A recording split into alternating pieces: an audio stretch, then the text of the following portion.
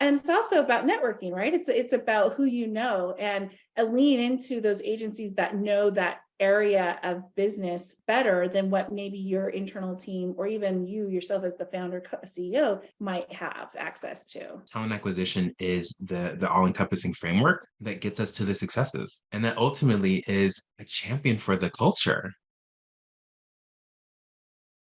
Well, thank you so much, Tremaine, for joining us. I'd like to introduce Tremaine Friend to everyone on the call today. He's a tenured human resources, talent acquisition, and sourcing professional, serving diverse and evolving business communities in strategic and tactical leadership, encompassing result-focused business partners, as well as solution implementation, delivering measurable results across HR, recruiting, talent acquisition, talent management, workforce planning, business operations, information technology, probably a plethora of things that he didn't include in his bio. And he emphasizes, or he has an emphasis on national executive search and talent solutions. So please join me in welcoming Tremaine. What a phenomenal background you have on talent acquisition, recruiting, and so much more. You're an active, engaged individual in the industry, and I'm so happy to have you on our podcast today. Well, thank you. I am, honored and privileged to be here, and thank you for the warm introduction.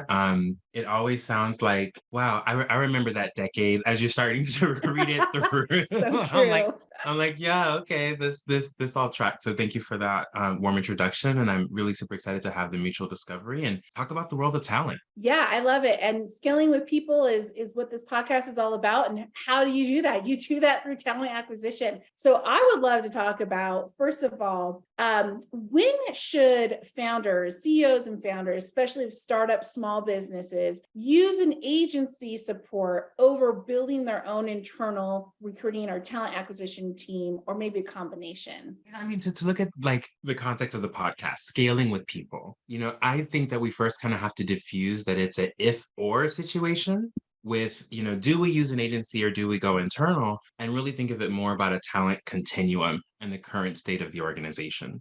I think founders don't necessarily have a full idea of really what the tools and what the versions of solutions are. So I would say that founders should be open to working with the agencies and the external partners who are, one, going to be a champion of their employment brand, who can be an extension of a positive candidate experience, and then ultimately deliver, the results through the science and the art of talent acquisition and recruiting. I think that's kind of the nucleus, right? And so along that way, is my partner continuing to yield the results, or is an internal function going to provide me the short-term impact and the long-term strategic and tactical value for us to scale? So I think it's really dependent on where the founder is. Are we talking about a founder with 10 employees, or a founder organization that, needs 150 or 100,000, more employees? So there's a pretty wide scale. I feel like that was a little bit heavy in the response,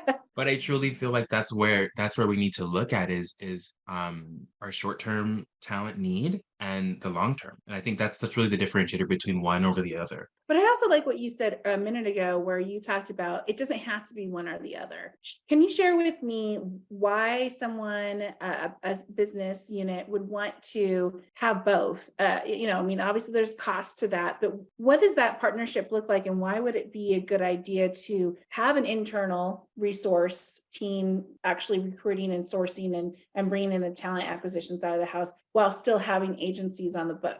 I mean, I would say it's a couple of reasons. Let's think about technology. Technologists are highly sought after, inundated by communication, and then really, really being very honest with the organizational assessment of what our internal function are. Are we responding to postings, or are we out there, uncovering, discovering, are we direct contacting? Whatever that continuum is, hey, if we're not really good at the direct search, then we're going to lean into a partner. If we have an amazing brand, an amazing employer brand, well, then let's lean into that strategy. How can we kind of move and cultivate it and cast the net a little wider? So I think it's two-part. For one, the days of adversarial agency relationships, I think are behind us, right? Every organization gets to select their vendor partner for specific reason, right? What's their tenure in the industry that they're recruiting in? What's the tools that they're using? What's the competence of the folks that will be your partner? And I think if you feel really confident in those pieces, then that should be an integrated approach to your talent strategy already, I because love they're going to be that. able to come to you proactively and say, hey, Guinevere, if you're looking for an AWS architect, here's how we're going to approach it. I would anticipate and actually encourage anyone with your partners is to allow them to present you their solution.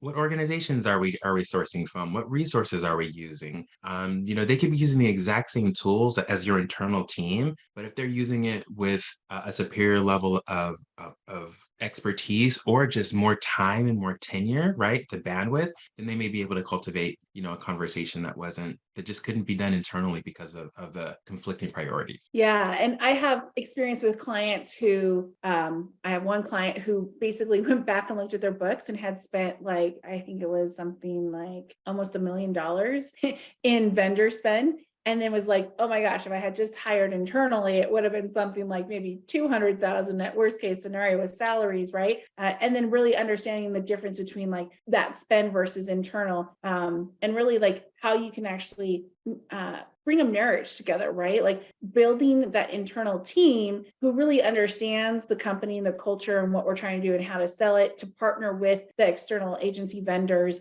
to make sure that they're aligned and saying the same thing. Getting that off of a CEO's plate, that's really important, right? Another way to look at it too is that maybe you have a tough role. We know that technologists are really hard to find, even in this economy right now, where there are a lot of tech companies who are laying off. Those technologists are being picked up like super, super quick. So there's still this fight over that over the talent pool within that role. It could also be maybe it's a higher level role, and executive, for example, or maybe one role where you thought like the team was doing really well and you just kept hitting a roadblock, whether it's, an offer goes out, 3 offers have gone out and you still haven't gotten someone to actually sink their teeth in and accept. What are the things that you can do differently? And maybe, like you said, there are other tools out there that agencies have access to in which maybe the internal team does not. And it's also about networking, right? It's about who you know, and lean into those agencies that know that area of business better than what maybe your internal team or even you yourself as the founder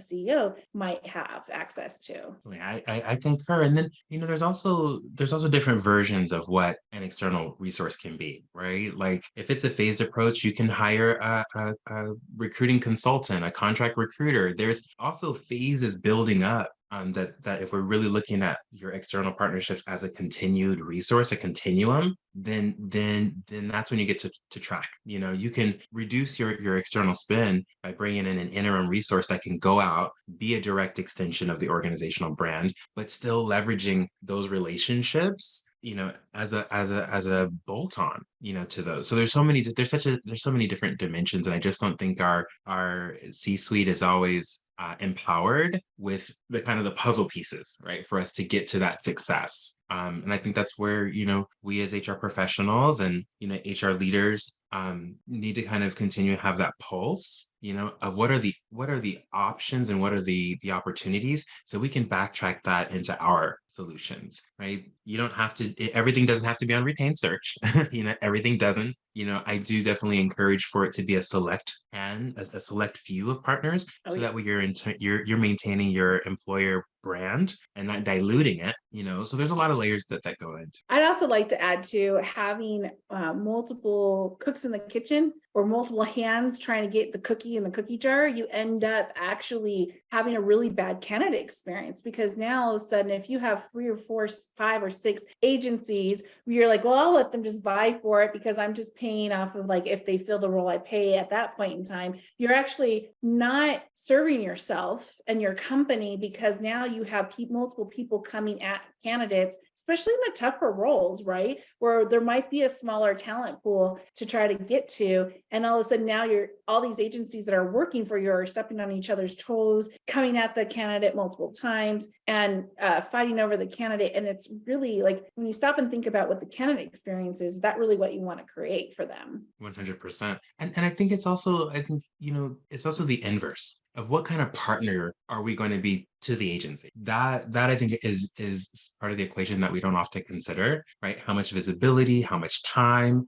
and you have the opportunity to build in some accountability triggers. Hey, I want a status report on your efforts on a weekly basis, something like that. So there's opportunities to really maximize the partnership, and really get some superior performance through being a good partner. Every organization wants to work with a great partner. Absolutely. So we talked about talent acquisition and recruiting. We kind of like used them somewhat interchangeably, but I think there's a defined definition between the two. What is the difference between recruiting and talent acquisition? You know what? For me, in my experience, I think recruiting is an asset within the talent acquisition function. Recruiting at its simplest, recruiting to me is the actual activities, the connecting with candidates, facilitating the process, interviewing. They're also, I would say, they're usually responsive and reactive, right? We receiving requisitions that have already been scoped, that have already been through the workforce planning, that are already budgeted, already headcount approved. So it's really just about triggering the activity to get to that hire. So it's tactical. Yeah, very tactical, I would say.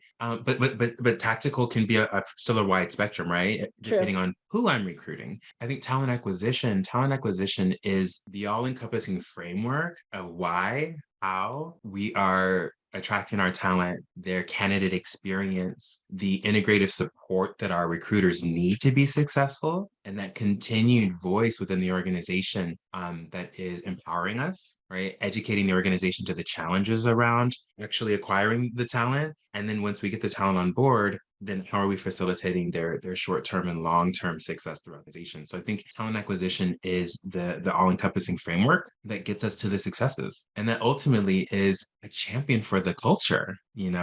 We are the first faces, we are the first voice of our mission, vision, values. And so I think there's a definite interdependence and interconnectivity between the two. But I would say that, talent acquisition is really around the strategy, the long term, and recruiting it is the activity, the short term, and the necessary kind of function, right? To get people through the door. So how do you think executives, and especially, the CEOs and founders of the startup world, like how do you think they view talent versus recruiting in the functioning, and where they need to really start setting up their org to be successful when they do get to the point of scaling their people?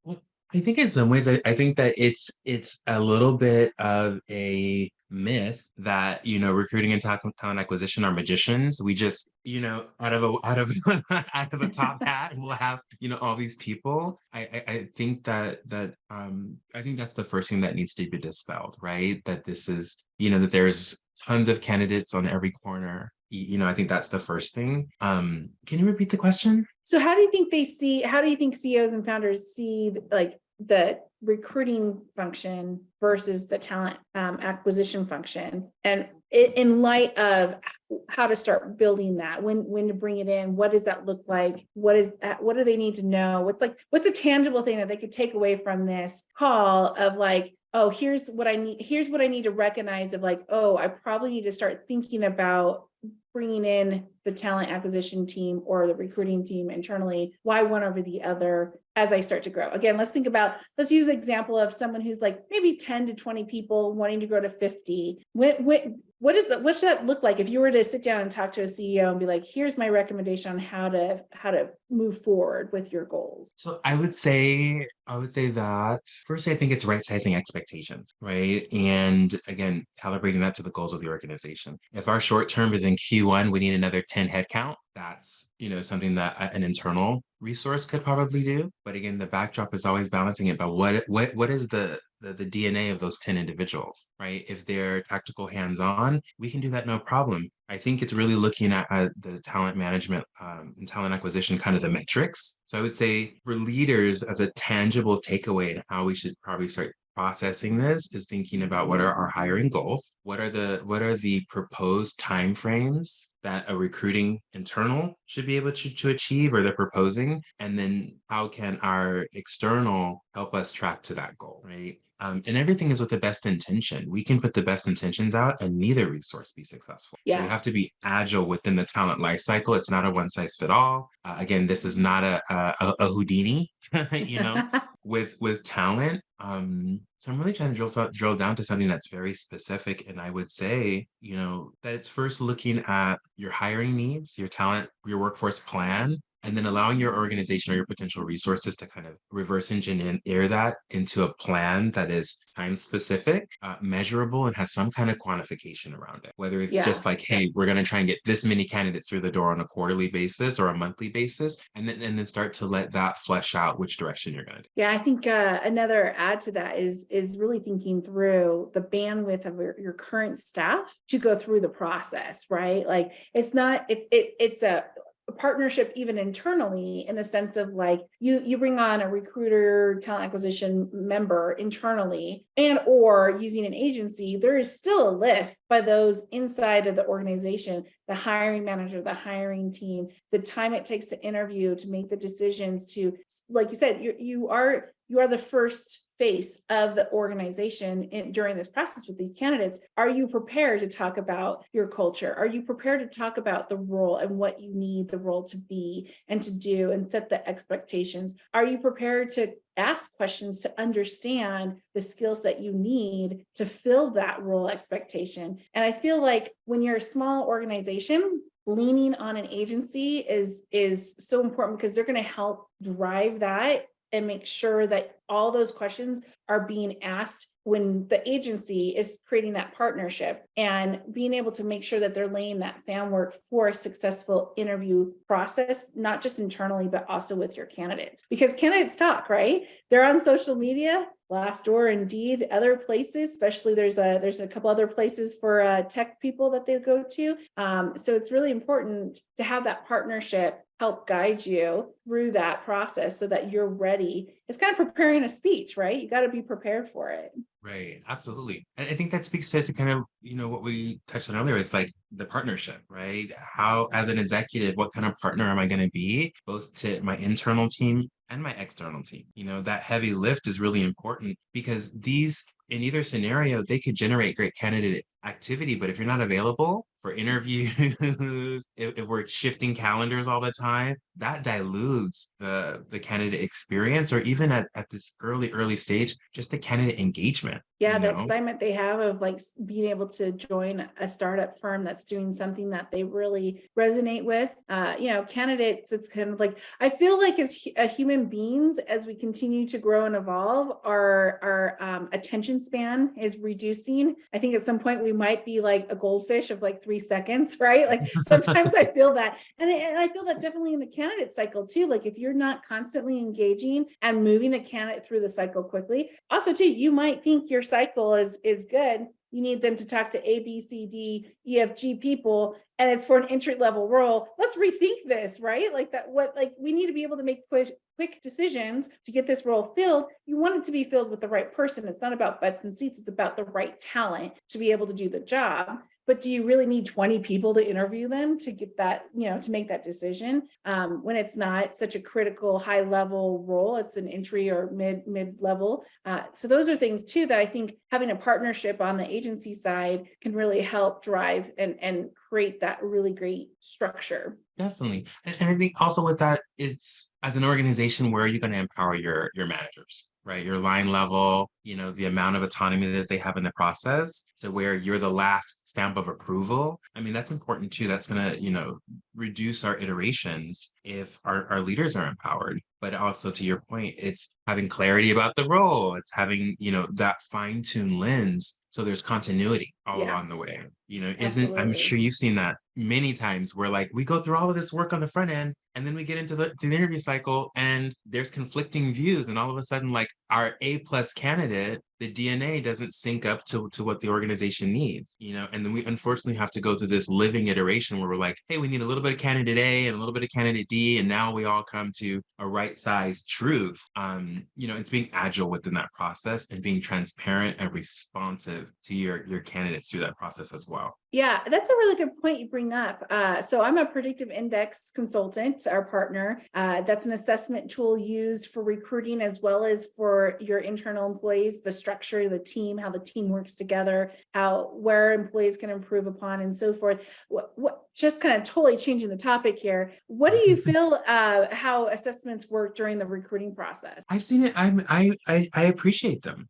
I appreciate them if they are, I think they're a benefit. I think that they're an addition to the process. But with any tool, it's about organizational clarity around the tool. That's so true. Because again, we don't want it to be our definitive, right? It's not the make or break. It's a complement, or it is the method in which we have additional discovery, right? Things that may complement, and encourage, as well as, hey, these are opportunities. These are, hopefully things that are beneficial in the process. I think if an organization has clarity about the tool and its benefits and its application, and it's repeated in the organization, then absolutely assessments are fantastic. I actually really resonate with predictive index. I think they're great. I think they're great tools. I think they're also sometimes extremely beneficial for the candidate because they don't have those reflective experiences, So I think that they Yeah. can add to a candidate experience and be a strategic tool. But if they're not communicated properly, they can also inspire a little bit of intimidation,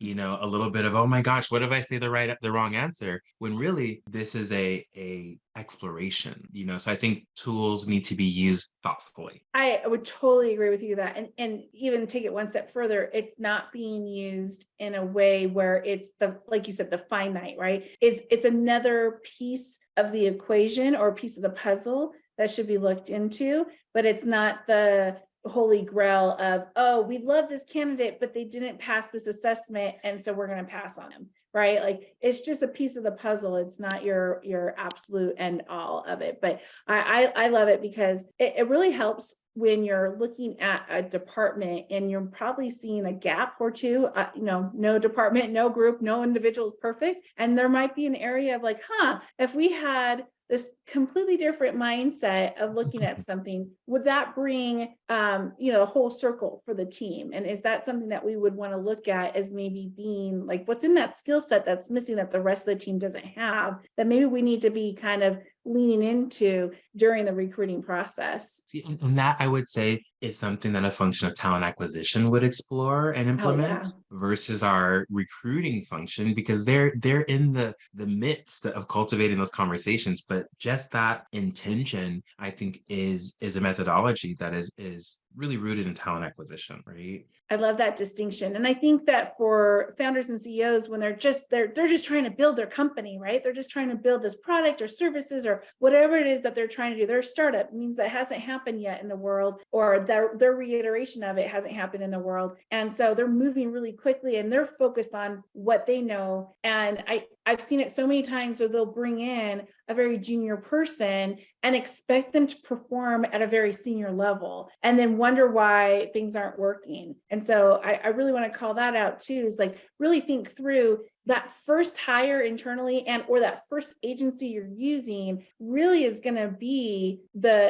your foundation for success, and it being the right fit for your company and your culture in a way that you're going to actually be able to bring in the right talent to grow your company, and not have to be like, well, we hired wrong and now we got to start all over again, and I don't know why this person of only 3 years experience doesn't know better. It's like that. It's that story of just really thinking through, well, maybe you bring someone in that's low experience because that's all you can afford right now, but then partner them with someone more senior, a fractional or an agency, right, to help coach them and bring them along and help make those higher level strategy decisions that really then turn into a talent acquisition function. Right. Yeah. Definitely. Yeah. So switching gears a little bit, let's talk about employer branding. This is definitely right up the alley of talent acquisition, being a strategic partner. Why is this so important to have as part of your strategic tool belt? Because I think we our candidate experience and our digital experience in general, just as people, we are in the digisphere every day. If you think about your digital ecosystem, just for Guinevere, how many applications, how many ads, how many different experiences are you having on a daily basis? that is employer brand as well. To me, especially as we're looking at national workforce, as we're looking at kind of the geographic barriers start to dissipate, having a brand and a brand experience is essential because when you're educating, you're giving people an experience, right, about your mission, vision, values. And then eventually employer branding becomes employer reputation. So I think that's the continuum, right? We start out with kind of this brand experience, maybe how we approach our employees, the perks, the benefits, our distinction within the market. And then over longevity, that brand becomes, again, not to repeat myself, but it becomes a brand, an employer reputation. And that's the differentiator for top talent to take a call from a startup versus the enterprise, right? There's so many things. Employer branding is about, to me, it's very similar to the art and the science of recruiting. It's engaging and cultivating, right? And then through continued iterative experience, it ultimately will win action, brand interest, loyalty. People might be like, wow, I really like that company. So I've been following them for 3 years, and then all of a sudden they become the perfect candidate. So I think it is critical in the way that we connect on a day-to-day basis. Who do you see as owning that in an organization? I think it's two-part. I think it's iterative, right? As we grow. I think that when an organization is growing, I think just like we're talking about our products and our services with a level of clarity, we need to start fine-tuning that voice in the very beginning. What is our culture? Who are we? Why is this an organization of interest? So I think that's kind of turning the tables and where many of us from a startup perspective go. It's all about our solutions, right? But we're not in parallel having the holistic conversation about who we are and what we are. I think in owning it, I think early on, it's going to be who has the bandwidth. you know but again, if we have that consistency, managing that process is not hard. If we're really speaking and reiterating our mission, our values, if it's collecting, cultivating, marketing assets from events or from candidate experience, it just really becomes about someone having the lens to start capturing those. And then as bandwidth and opportunity presents itself, we're just really evolving that DNA, the core belief, our mission, vision, values, in terms of employer recognition and candidate education. Do you see for those co-founders and CEOs out there that have very small staff, 10, 20, 50, even 50, right? They don't have a huge team, especially on the HR people operations side of the house. Do you see that as a realistic expectation that an agency can fill that role? I think in some ways, I think that we as agencies or external partners, we have a brand responsibility, right? We need to be a champion. We need to ensure that it's as positive as we can be. So I think on a case by case basis, absolutely. If they can't maintain 100% positive, brand representation and extension on a one-to-one basis, then I think that there's a problem. I think it also depends on how much visibility you're getting. If it's someone that you're allowing to champion your organization's name and those pieces, then yeah, incrementally they are gonna be promoting and hopefully validating a lot of what they're saying about it. But I think that's hard. I think that's hard. I think Yeah. in the beginning, it's probably more like a social media intern or, someone. And then over time, as we kind of go from recruiting, right, we want to make sure that our employer brand is putting out great products. Even if we're talking about just a posting, that in itself is an asset within the employer branding arena. And then as we evolve our own thought process and our own capabilities within talent acquisition, I think that ultimately should sit with talent acquisition, with strong partnership with cross-functional groups who can materialize concepts, ideas, and digital experiences to promote and to create differentiators with our employer brand. So for our listeners, do you have like a good, maybe like first step that someone could take to start working towards? Because it's a big project. It's a time project, right? It's not something that you can just flip the switch on. But what is it that you would say, give advice to the CEOs and founders out there in the world of like when they're making decisions and when they're starting down this path? What's one thing that you would like advise them to think about and have be part of their vision? I would say, I think it's probably every career site, every posting has some kind of description of our organization. I think it's maybe looking at if you have that number one hire or that number 10 hire, getting their testimonials, is a good place, to where you can add that to postings or use infographics, something that can be whipped together on your career site. Everyone has a career site. We're all applying somewhere, whether it's on a third party application through your ATS. I think those are always good things to start talking about, and specifically calling out this was our number one hire.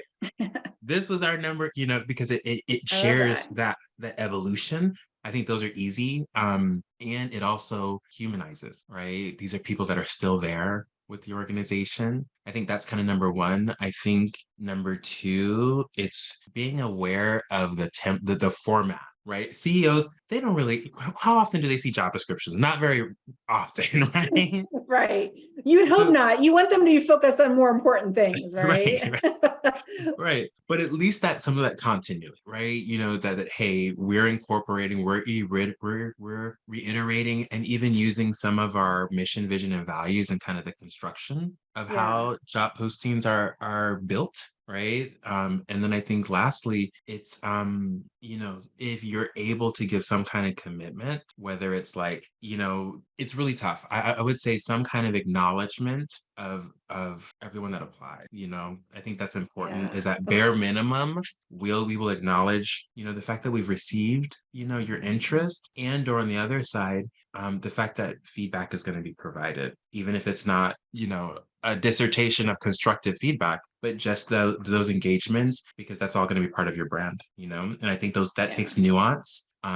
But we can make the tools that we have available work for us. I think I those love things are that. important. The feedback piece, one of the things one of my clients did that I absolutely adore, and I have never seen anywhere else, even working with some agencies, do, and it might just because I didn't have the visibility into it, was that when they go to actually make an offer to the candidate, their feedback is why they are so excited to make this offer, that this candidate, that this interviewer like said XYZ about them, and that this team member is really excited because of ABC, and really kind of gave them that, like, we're so excited because of these things we saw about you in the interview that we feel you're going to be a great fit for us. And it's like, wow, that moment of like just kind of giving that, like, cake to someone, right? Like, you're already giving them this party, right, with an offer, but like to actually, like, come out with the cake, and the candles are lit and everyone's singing happy birthday, like that, just that moment of like recognition. I just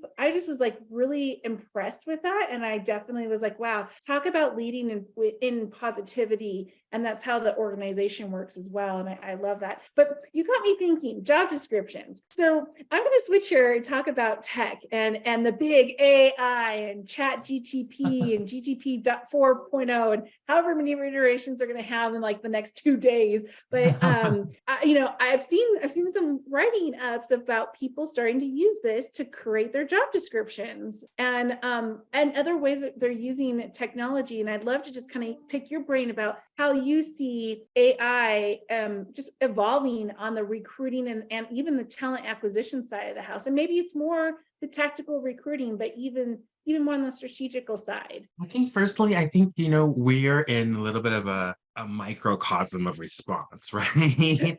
It's like on the scene, and like, on the sourcing and the technology side, people are using test cases and trying to break chat, GPT, and, all the different iterations it can be used. And then, there are so many trends already surfacing around people writing their cover letters and writing their resume and, writing job descriptions. But I think taking a step back, and me, I really consider myself to be a functional technical professional. I am not technical. I'm not writing code.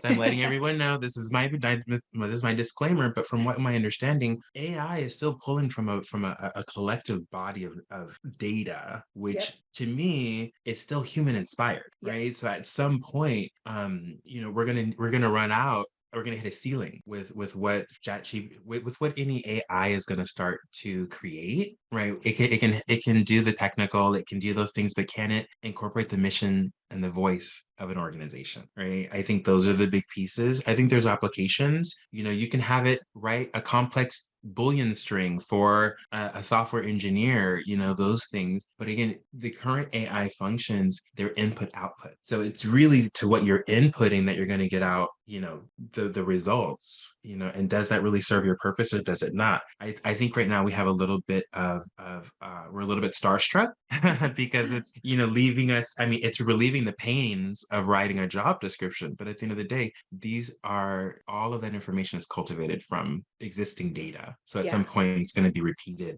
and it's Well, not going to and be. just because it creates it doesn't mean that you should go out and use, like, you need to still evaluate, reiterate on it. Like, it's your draft. Like, I think there's been a couple of misses. I can't remember which university. I think there was a university that sent out a statement, and I can't remember what it was on, so I apologize for not having the full detail, but it was AI generated and no one validated it, and they sent the statement out.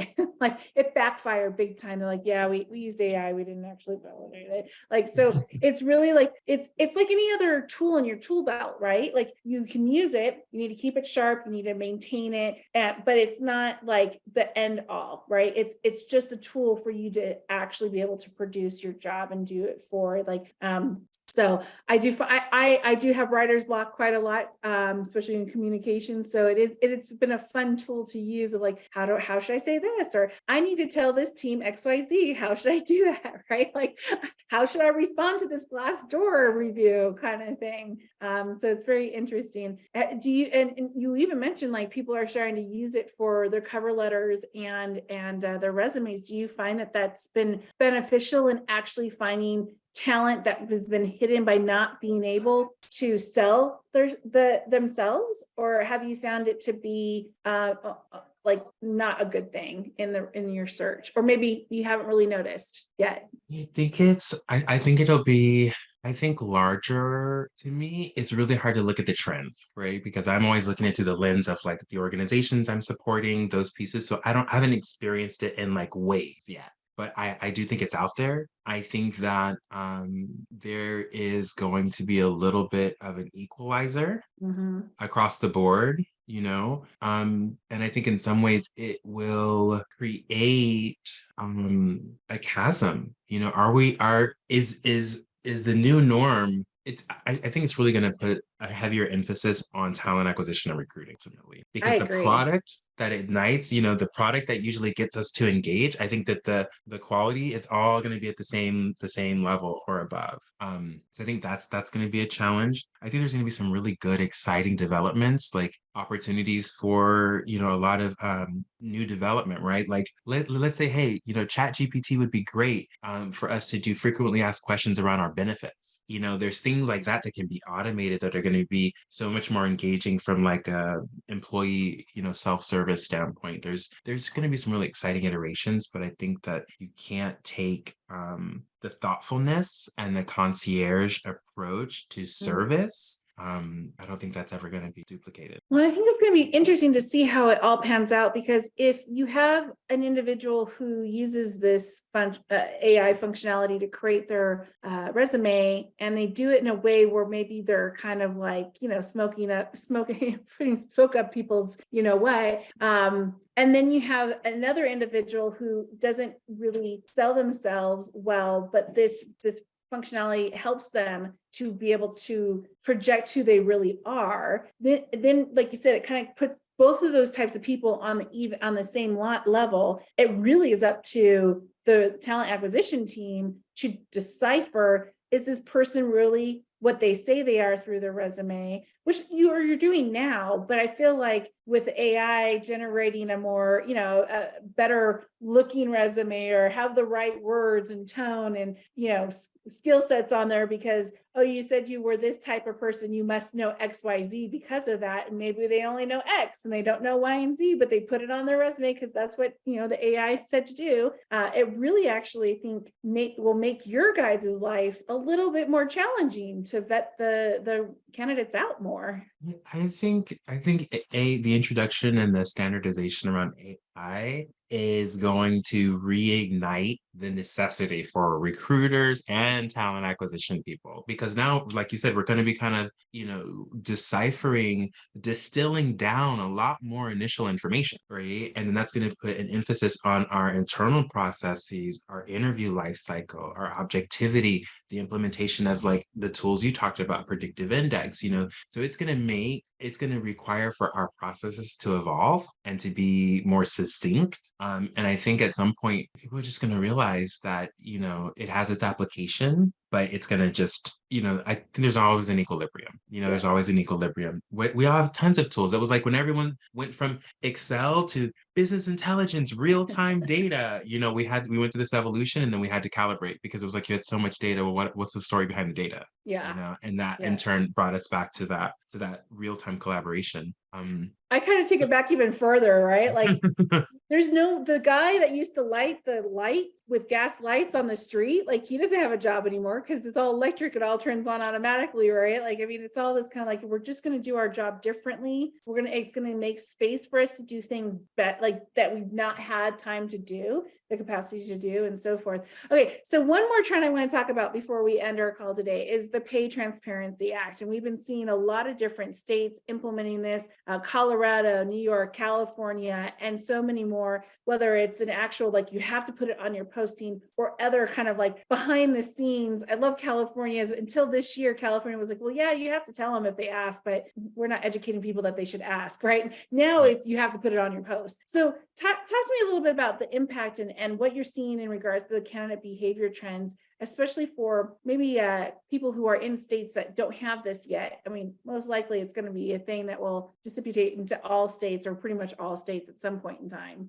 I want to dovetail on our last topic really quick. Okay, yeah, no problem. Just because talking about our previous question, employer branding, think about your employer brand and where a lot of that AI is pulling from. AI is always pulling from something that's already disseminated out there in the digital sphere. So I just wanted to touch on that. So again, employer branding is going to become ever more important.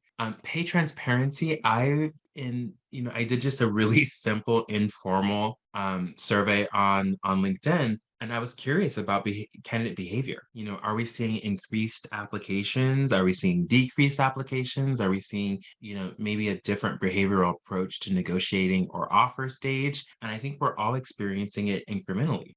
I think it's only what we did it the first of the year. It hasn't been long enough to have any real, I would say enough data to show a trend one way, leaning towards one way or the other. But I think all of them are true. I think we're seeing increased applications, increased candidate response. I think we're also seeing increased opt-outs for 5K difference. Hey, oh no, that's not enough for me. So candidates are making definitive decisions up front based on that. And I think as Saves a everyone result, time.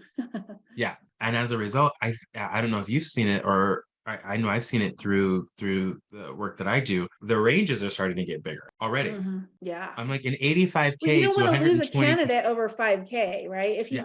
If him or her is the top candidate that you're willing to go 5K more for because of their experience and skills and knowledge, and it's a perfect fit for all the different things, you don't want to lose that candidate for 5K. Definitely. So I mean, I think what I'm seeing it's again putting a stronger onus on us as talent acquisition, recruiting professionals, HR professionals to put out really good content when it comes to pay transparency. What verbiage are we, are we really, also complementing a pay range or potential base compensation with our other benefits? There's I think it's a combination now. I feel like I kind of touched on the You question. did a little bit. I find it interesting too, because like, I know you're kind of coming from the California state that just implemented in January, but other states like Colorado have implemented longer periods of time. And what I've seen a lot of, I'm not going to even say clients because they haven't been clients, but what I've seen a trend in is that companies will purposefully exclude Colorado in their remote offering so they don't have to put the posting in. And I think that by more states joining this bandwagon of having to put your salary information out on your posting, that it's going to hopefully equalize where you live and where you work. And it doesn't matter. We're going to have this pay posting on here no matter what. But it does bring a bigger issue, especially for startups that probably don't have salary banding and their job levels and all the things that come along with a compensation structure in place to post. And so that does leave this gap for these smaller entities to figure out, how am I going to do this? So that's another thing that I'm happy to help with. And certainly I know from a recruiting perspective, as an agency, you guys have access to the salary information. You know what's going on in the market. So these small firms do not have to go out and get the big expensive Radford and or other data that's out there, right? Mercer, and you have access to this. So that's one of the benefits of partnering with an agency, is that the agency can actually help with the figuring out what the band should be, what the market's asking, and so forth. So, well, I know we're running out of time here. So that was my last question. Anything else you want to share, Tremaine, on recruiting and talent acquisition? What's on the horizon? Anything you think a startup CEO founder would need to know? I think, I think really getting engaged, that recruiting and talent acquisition, it's an opportunity, really taking the task out of it and just starting to reframe it. We are in a time of evolution. We're in a time of change. And the days of, really relying on postings may be behind us. The days of creating a distinction through consistency is now.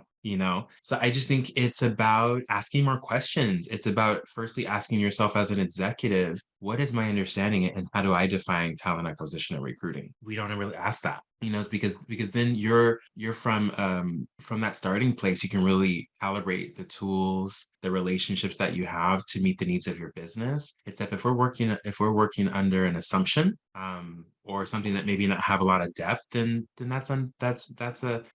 that creates a chasm for everybody involved. So I would say reacquaint yourself and reignite what the possibilities are when partnering with your internal teams or external teams. Great advice. Thank you again, Tremaine, for your time. Really appreciate it. Thank you. I appreciate the opportunity. Awesome. All right. Have a Cool. great day. All right. So they'll cut it there, but I just want to say thank you so much. I know you have to go, but appreciate your time. That was so much fun. I feel like we could have probably talked for hours. Yeah. And I hope my answers actually had like real takeaways. It's always tough because there's so many dimensions that I'm thinking Yes. through. Yeah. That's why I was trying to well, if it is a CEO of 10 to 15 people, because that's kind of the target audience, is the smaller startup firms. But I think, I think it just evokes oh, I didn't think about it that way, or, oh my gosh, I didn't realize that it was such a big thing. I think a lot of times these CEOs just think, oh, it's one thing, go find someone for me. They don't know what they don't know. And I think that even if you didn't take it, even if they don't get a tactical thing from it, I think at least they have a bigger picture of what they should be thinking about. So I know you got to go. Thank you so much for your time. Chat later. Thank you. Okay, Take care. bye. Bye.